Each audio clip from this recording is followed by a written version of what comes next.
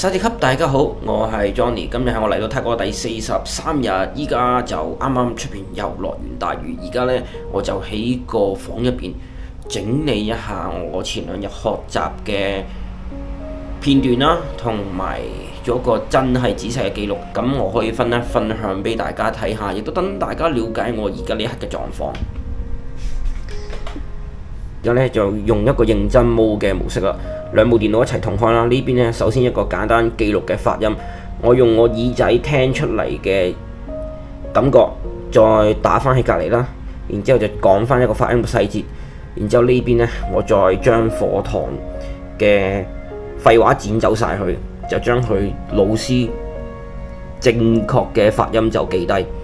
咁我相信我咁樣嘅模式呢，就會事半功倍噶啦。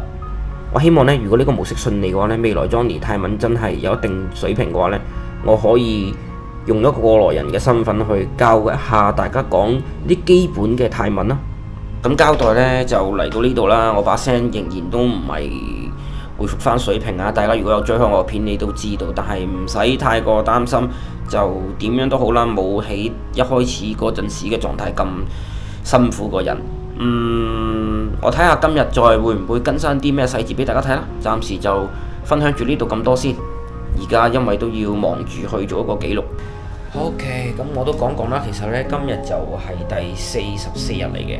咁但係因為琴日嘅片呢實在太短啦，咁所以我將2日嘅情況啦擺埋一齊。咁發生咩事呢？琴日43日嘅夜晚呢，就我部電腦突然更新。咁佢升級咗個系統之後呢，就令到我哋嘅所有嘅畫面呢，就係顯示係出問題啊！色彩度係變咗平淡，咁對於我做製作影片嚟講呢，係一個好大嘅影響嘅。咁所以我重新 reset 個系統啦。咁佢 reset 個系統呢 reset 咗1晚，我唔知點解 reset 咗1晚咯。咁結果我哋琴晚呢，就乜嘢都做唔到啦。咁所以 Johnny 就亦都遺失咗琴日拍攝嘅影片。因為我慣咗係將啲檔案傳入電腦度之後呢，就會將張記卡嘅所有畫面鏟晒去嘅。一嚟就以防自己唔見咗啦，二嚟就如果我不停咁樣去 keep 檔喺個記卡度呢，我哋拍片啊、揾片啊都好唔方便。咁再者就係少少交代一下，你聽到我把聲好似嚴重咗少少係咪？個菌好似周圍走咗，但係就冇以前燒得咁勁。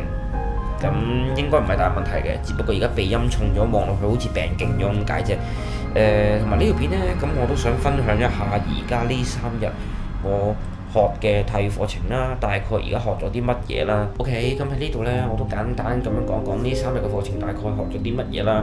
第一堂嘅課程呢，就係教我哋發一啲嘅基本嘅發音啦，單字嘅發音，例如會有呢個嘅P 加一橫啦，咁就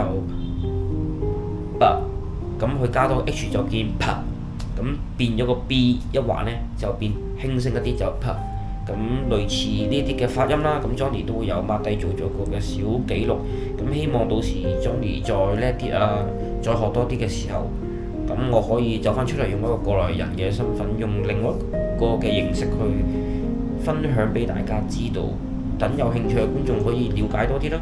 咁然之後呢，咁下一個步驟就係會學一個嘅上一個層次啦，就譬如加2個 A 啦，咁將佢頭先我講嗰個嘅首音同尾音拼埋一齊啦，就變成一個嘅新嘅發音啦。咁嗰啲詞彙可能 Johnny 唔係咁專業而家講得，因為畢竟我而家都係學咗幾日，而家只係好簡單咁樣去講講我嗰個學習嗰個嘅情況俾大家聽啦。咁例如會有F 啦，加2個 A 啦，咁就變 F 咁嘅情況啦。咁S 加2個 A， 咁就變 S， 都會去教翻我哋一啲基本嘅對答啦。咁當然係暫時用一個背嘅形式住先，咁教我哋啲單詞啦。跟住就教我哋點樣去對答啦，問句，等你起碼個概念喺當地生活嘅時候呢，如果人哋真係用呢句句子時候，你會有啲眉目咁嘅情況。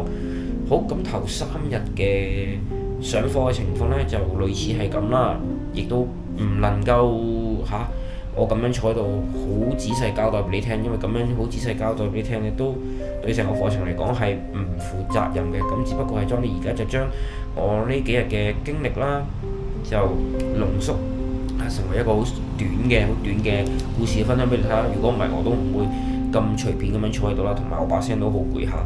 咁好啦，今日嘅第43日同第44日嘅影片咧就嚟到呢度。如果仲有咩更新呢，我就會製作成為另外一個嘅新影片，或者我可能出去食嘢揾到一間好嘅餐廳嘅時候呢，亦都會係製作一條新嘅影片去分享俾大家睇。